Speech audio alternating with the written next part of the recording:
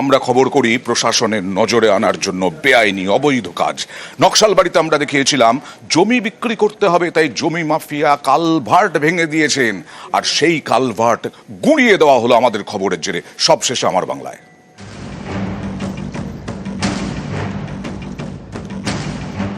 মাঞ্জা নদীর বুকে ফেলা হয়েছে পাইপ, তার উপর তৈরি করা হয়েছে কালভার্ট। এ ছবি শিলিগুড়ির নকশালবাড়ির।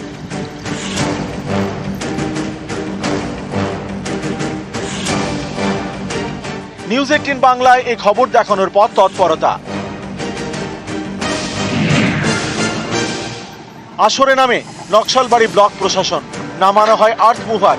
নদীর বুকে বেআইনি কালভার্ট ভেঙে দেওয়া হয়।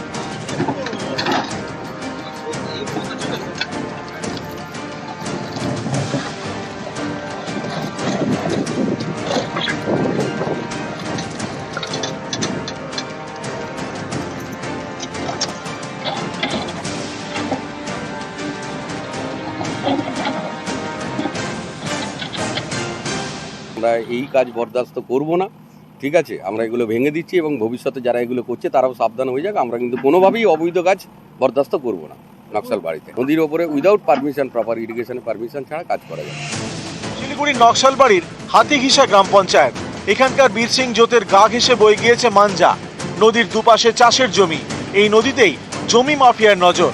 নদীর বুকে ফেলা হয়েছে বড় বড় পাইপ, তৈরি করা হয়েছে কালভার্ট, একেবারে পাকাপাকিভাবে যাতায়াতের রাস্তা। অভিযোগ, নদীর পাড়ে জমি বিক্রি করতে এভাবে কালভার্ট তৈরি করা হয়েছে। বদলে দেওয়া হয়েছে নদীর গতিপথ। এই খবর দেখায় নিউজ 18 বাংলা। তারপরেই তৎপরতা। নদীর বুকে বেআইনি কালভার্ট ভেঙে দিল প্রশাসন।